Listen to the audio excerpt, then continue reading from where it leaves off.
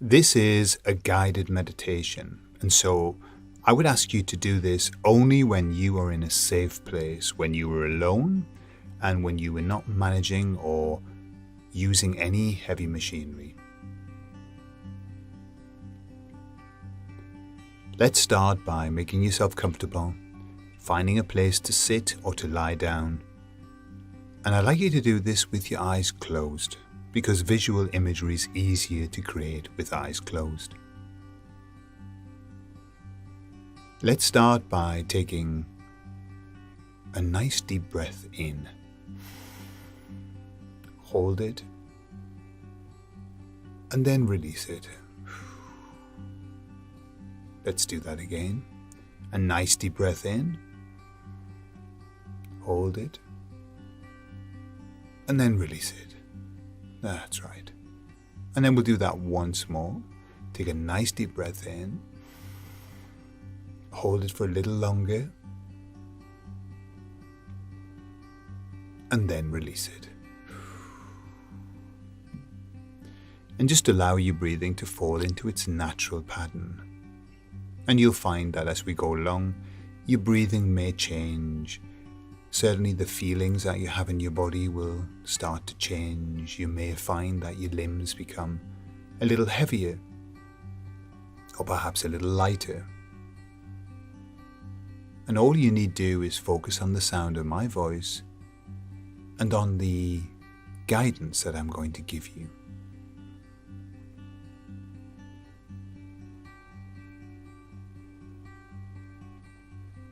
Imagine that you are sitting now or lying in your most favorite place, a place that engenders security and comfort and joy.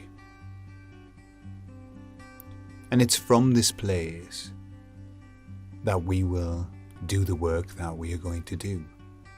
But at all times you will find yourself in a place of comfort and security and joy.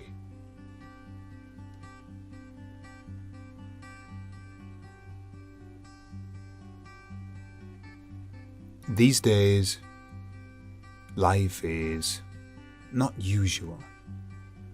The usual things, the usual pattern of life is just not happening. And we are finding ourselves in situations that are not the normal. And that's okay, because the normal, the real essence of who we are, is something that we carry on the inside rather than on the outside. What happens on the outside can affect us, of course, but really, our state, the person that we are, and how we feel is something that we control from the inside. And so our job these days is to really manage our own state.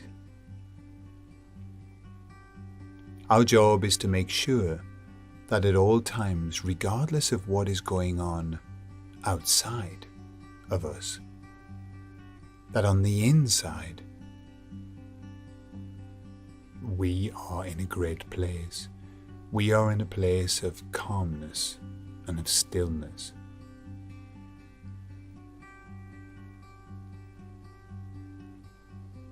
You see, the world at the moment is in a storm.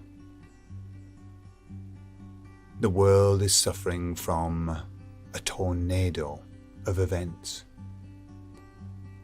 And as we look out at those events that are happening, we see a tornado spinning and swirling. A tornado that is out of control. But like all tornadoes, there is a place of calmness. And we've seen it many times in the films where suddenly there's a calm that comes over when you find yourself in the eye of the tornado. Because that is the place of calm.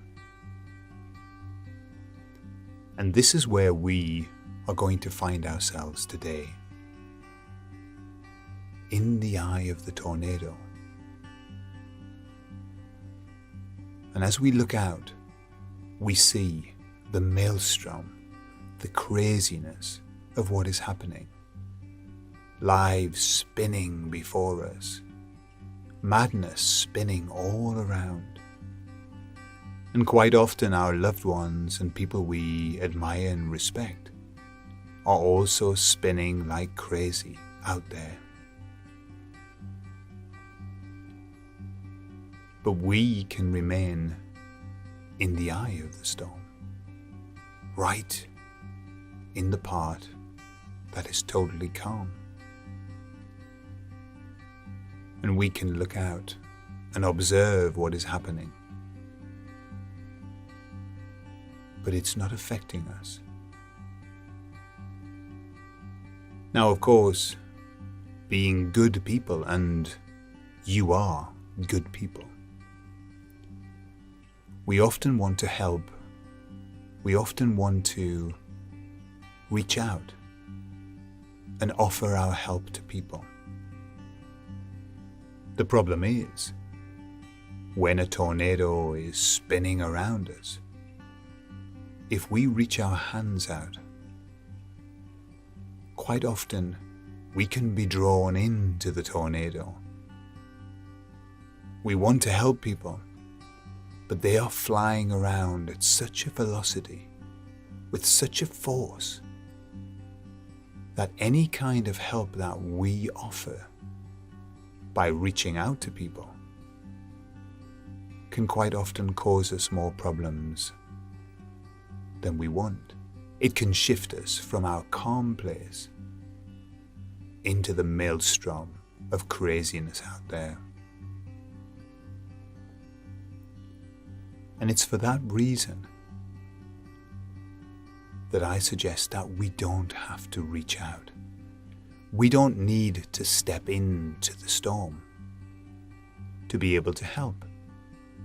Because yes, we want to help. Of course we do. But there are different ways of helping. You see, as you stand there and you see all of this passing before your eyes, all of this madness, you see your loved ones and your friends, people you know, who are completely and utterly carried away by this storm.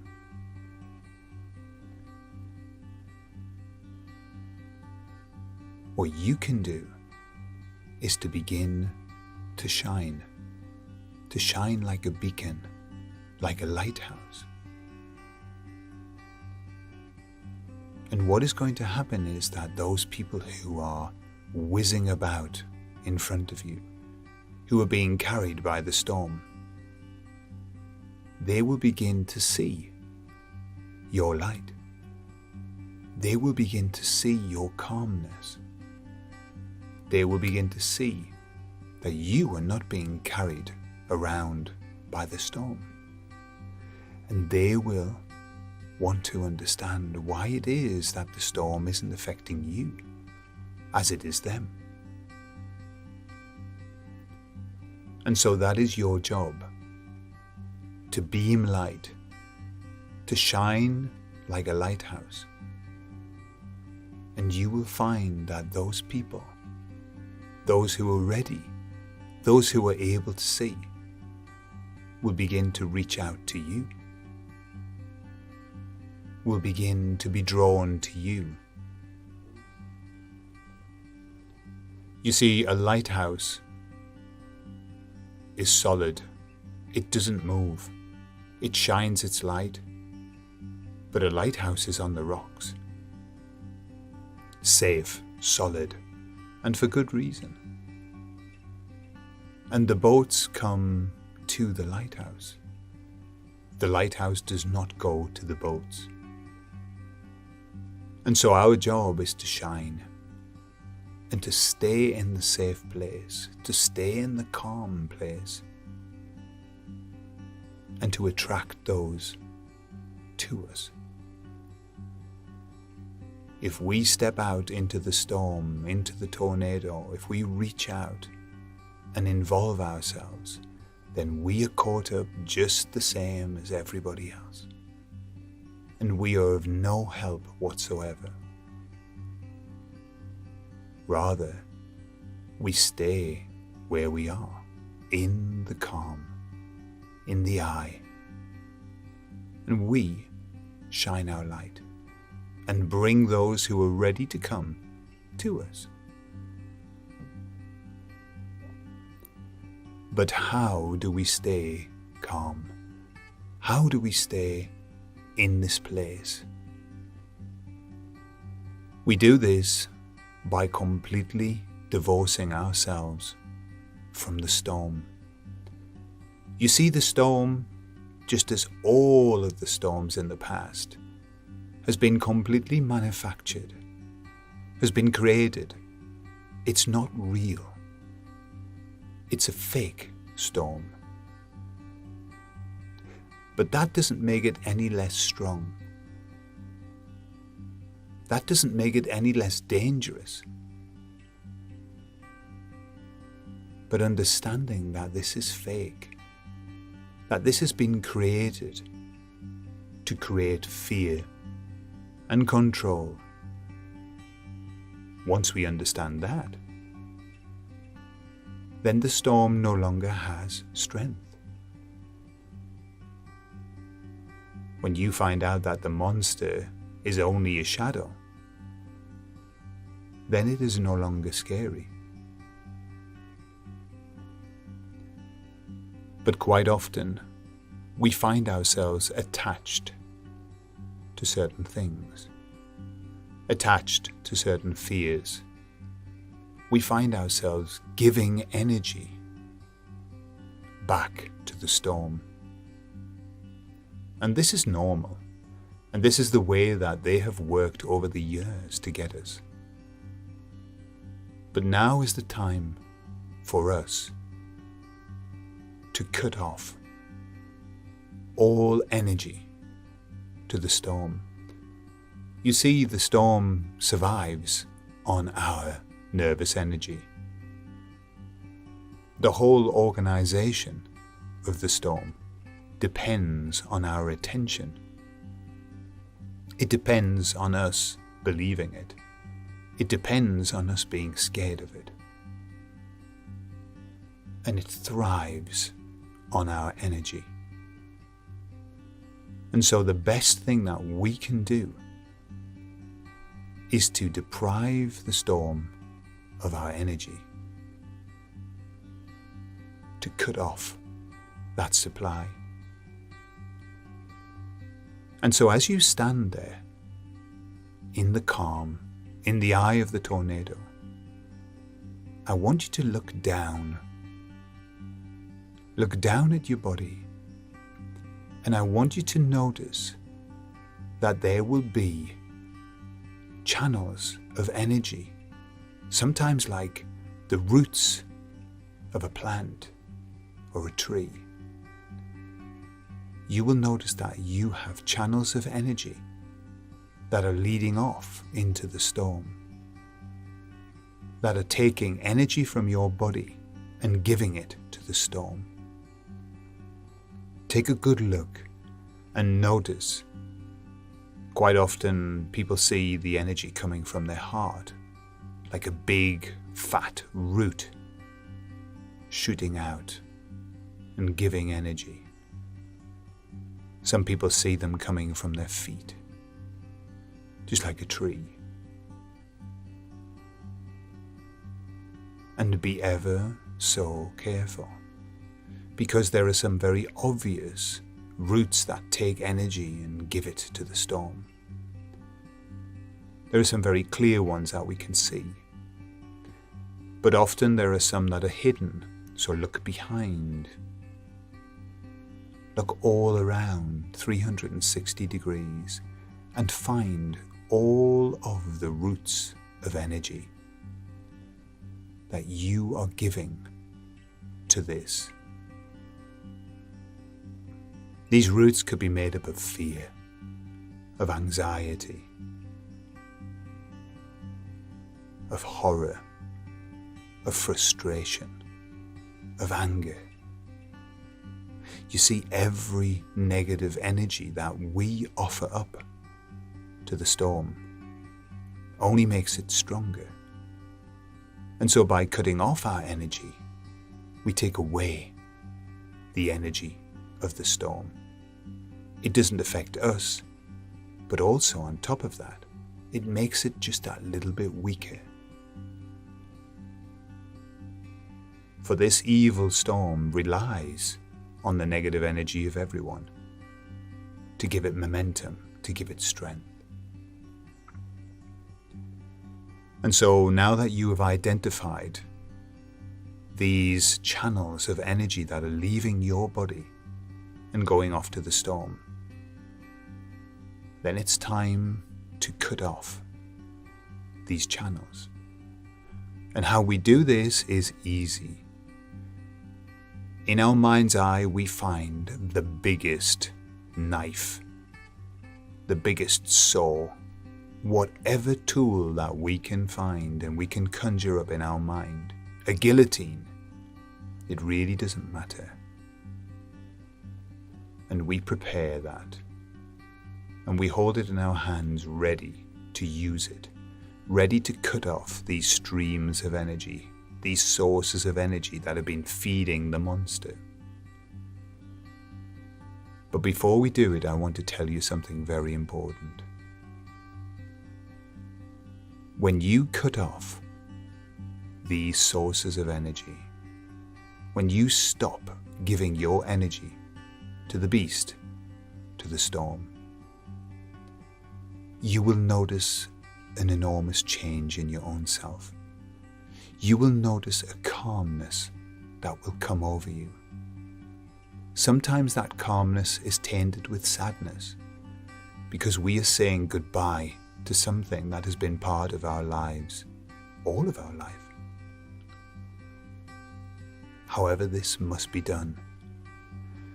And so expect to feel very different after you've done this.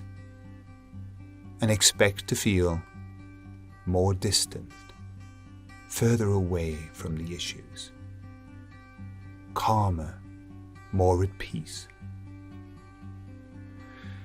And so taking your implement, your tool, I want you to ready yourself and say these words. I no longer consent to share my energy with this storm. I no longer consent to allow this fake storm to control my life. I am choosing to cut you off from my life, completely and forever. And then taking your tool, I want you to cut all of the ties now. Slash them, cut them, chop them. And watch as each tie is cut, how it withers and disappears back into the storm. And watch how your body instantly heals, instantly closes up that source of energy, that leakage. And notice as you cut each one how you feel, how it makes you feel stronger, more empowered, more in control.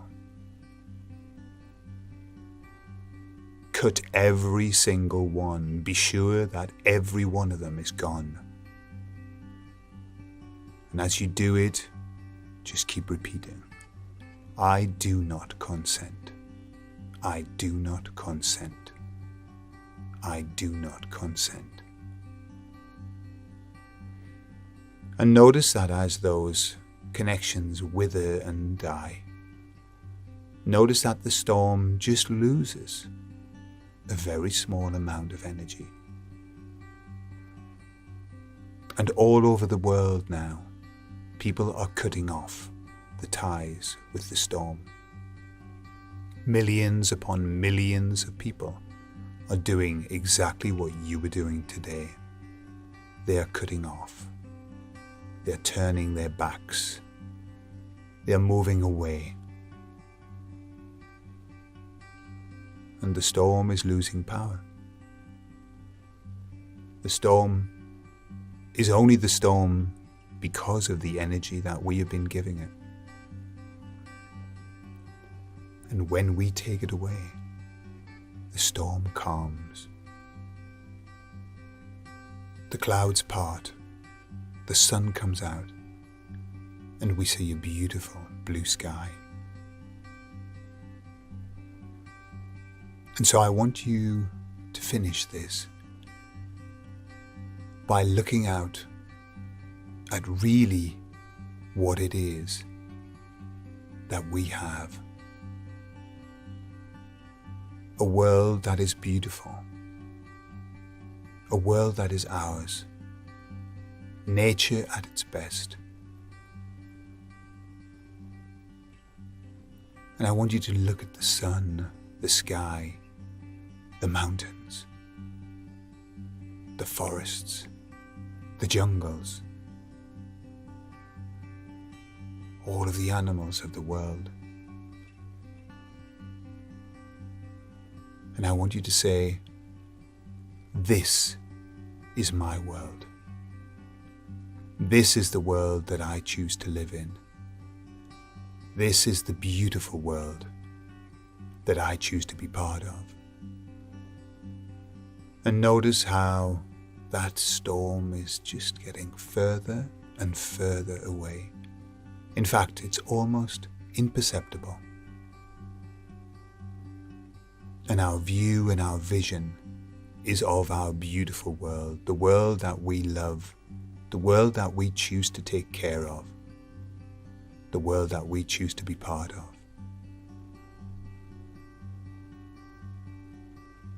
And every day, when you awake, you could think about the world that you want.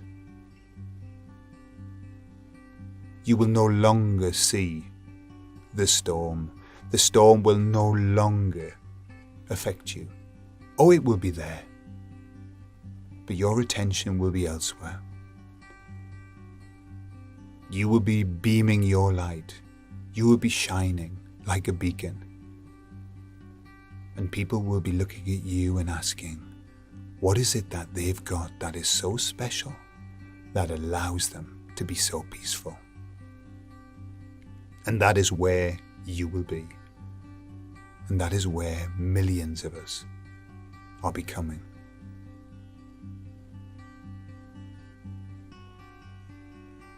And so, taking all of that, my words will stay with you, just like a silent echo. And as you go about your day, you will be getting images and flashes of the beautiful world in which you live, and of the ever-retreating storm. And you will be getting waves of comfort, waves of joy, knowing that everything is okay, everything is still, everything is fine. And so, you can stay where you are, and little by little you can return back to reality, back to the normal. Take your time, and only come back when you are ready to implement all of these suggestions deeply into the unconscious mind. And I wish you a beautiful day and a wonderful future.